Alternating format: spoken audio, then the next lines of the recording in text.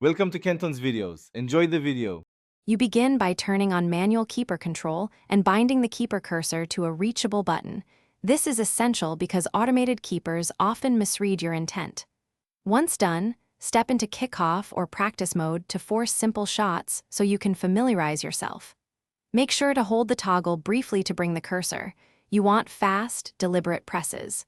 This immediate, hands-on start replaces guesswork and builds muscle memory for the precise timing you'll need in real matches.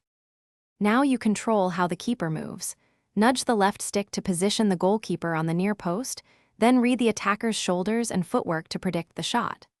Once you see the cue for a driven shot or chip, make a single decisive movement instead of multiple tiny corrections. This reduces lag and animation penalties. Make sure to use short stick taps for step outs and hold steady for crosses. The why is simple. Cleaner positioning equals more saves and fewer rebound goals. Finish the sequence by committing to one clear save action when the shot is committed. Hesitate, and you'll get nutmegged or caught in an awkward animation. Once you parry or block, immediately corral loose balls with short movement and command your defense. This prevents simple tap-ins. If you notice the cursor sticking or lagging, toggle manual keeper off then on to resync inputs.